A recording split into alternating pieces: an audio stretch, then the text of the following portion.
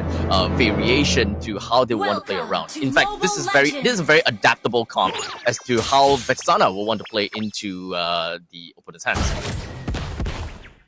And now we're jumping straight into the game where we see Borrow using the Cho, trying to slow down the speed of Ogwen and Calteezy, but careful not to take too much damage from Ogwen, because at this point, Borrow's providing vision, not really to slow down anything. But hey, FALCONS MENA looks like they're playing the lanes quite well. Yeah, quite well. Well, in the meantime, middle lane, Flicker coming from side of Sensei almost immediately. Borrow did the same thing as well. Sensei almost taken down. But unfortunately, it doesn't seem like it is a retribution that can burn just yet. So, unfortunately, Vexana walks away scot-free. But that is her first blood in the hands of Calteezy. But that's not all. Leave Me joins herself right in the middle, and Ogwen flicks away just before anything goes bad.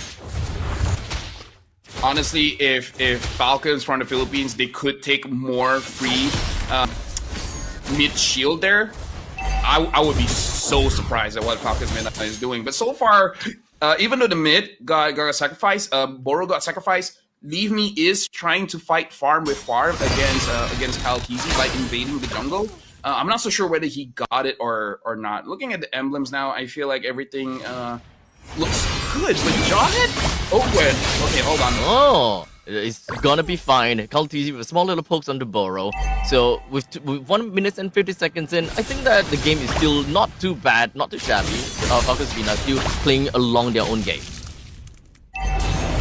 I saw something interesting from Ogwen. He set up his emblem where he used Thrill, which I feel like is good because you do want to clear out the you want damage essentially, right? You want damage, but I believe he also had Season Hunter, which means he can clear jungle much faster, which makes sense because you just want to leash for your jungler. But I thought, you know, having tenacity or more movement speed is better. Yeah, I mean, tenacity will be able to be applied throughout the game, right? While Season Hunter not quite as much. But we'll see how that eventually goes. But I do like the Thrill being picked up by Ogwen. It directly counters against Borrow, especially as a Cho. You want to kind of tag onto the opponents, right? You want to constantly be giving away information.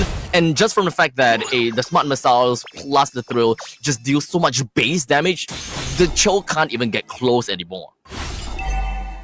Yeah, this is going to be rough for Borrow for sure. Every single time he wants to engage, he will get punished.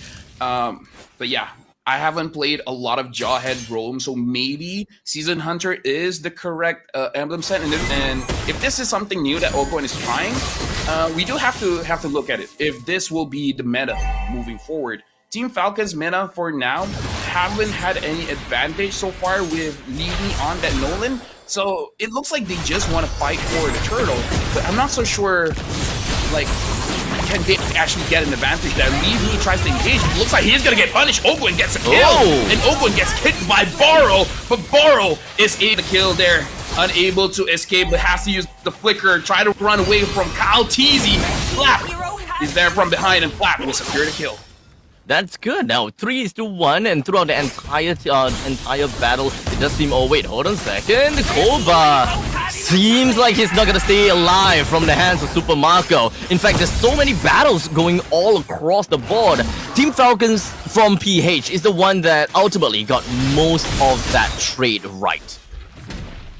I mean, they almost have 3,000 gold here, and now Ogwen wants to engage on to Leave Me. They really want to make sure that they're choking out from the farm. And now Team FALCONS with 3,000 gold lead, they should be able to secure this turtle very safely. And Team FALCONS MENA at this point, the way that they're moving, it's not like they're trying to win. They're just trying not to lose. For Team FALCONS PH, it feels as though they are constantly just trying to get themselves a little bit of a pacing advantage, right? Pacing priority. They probably understand that the Nolan really will be a problem in the early stages of the game, given the fact that he's got great mobility and is constantly being able to be on par, if not faster than Suyo in most of these ganking scenarios. As such, that is probably the reason why Ogwen have decided to go for Season Hunter, just so that he will be able to help the Calteezy go faster. Looks like Ogwen tried to catch Koba, unable to do So Team Falcons, they had the intention to start a fight. It looks like Team Falcons MENA is able to kite away, so nothing is really happening as of right now. But KyleTzy is able to get the turret, and looks like they're gonna try a 1v1 down bottom.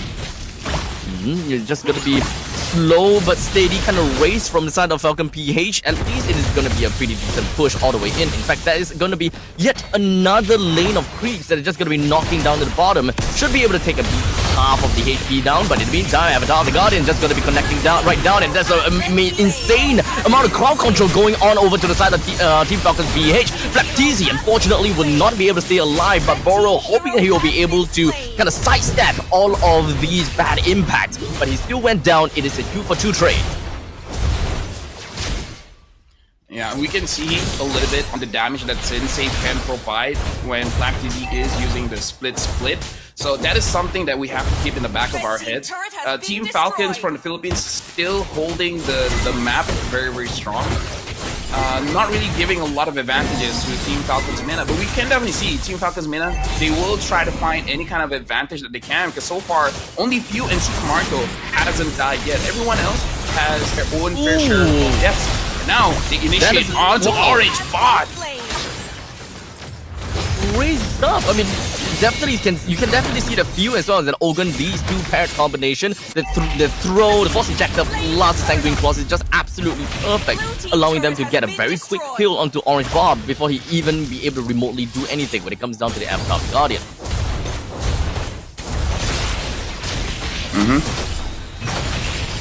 Oh, just 7 minutes into the game. 7 minutes to 3 already at this point in time, right? We are even looking at about 5,000 goal lead, and 5,000 goal leads in 7 minutes is actually pretty amazing. But in the meantime, after the top lane, crazy damage as KyleTzy is easily executed down onto Leave Me, while the fight in the middle lane just continues to go on for the control, while Few originally just gonna be continuing with the stack ups. Boro though, he's tanking up quite a bit of hits, but in the meantime, Koba dropped down the force, just gonna be zooming across the board, not quite enough damage to really do anything to FALCONS, but the Sanguine Claw connects down onto Koba, followed by the Unstoppable Force that is 3% down already.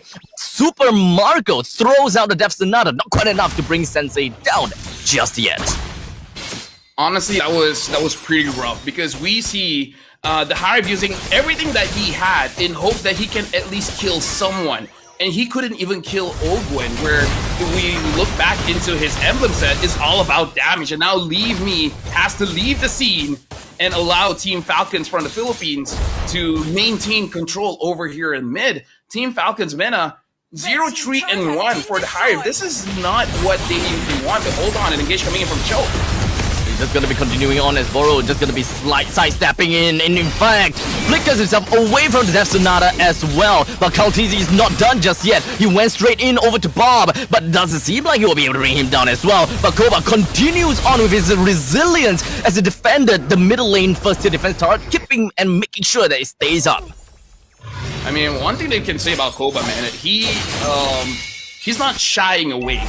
Like, for a person that is 0-3-1, he's pretty aggressive at throwing those Zaman Force and, you know, using it to defend his turret or trying to dish out some damage over to Team Falcons. Mostly we see when you're 0-3-1, you play a little bit safely, but Koba is not doing that. And so far, to his credit, he's not been that heavily punished. Not at all. I think that there's definitely still a little bit of time for him to kind of get himself back on track. It still requires maybe another 5 minutes for him to realistically be able to do anything to the front lines or perhaps even the back lines. But we haven't really quite seen that dream scenario from FALCONS MENA just yet, right? Koba drops the Zaman Force, Eternal Guard plus Avatar of the Guardian, and perhaps even when it comes down to the Whale Dragon, they even have got pick-off capabilities within of their kit too. Right now, this is an interesting situation which I don't think they can pull off. But if they can pull off, I feel like that's the only way that FALCONS MENA can win, is that Leave Me just gets a good split push. We see him getting 2 turrets up top. If he's able to play the macro game, play the map against Team Falcons Philippines, then that's a way that they can win. However, going up against a Philippine team, playing macro against them is going to be very, very hard, because they are one of the pioneers of playing macro for MLBB. Indeed. In fact, macro game is just at the back. Of their heads. They don't even have to think anything about it, and they are just doing it.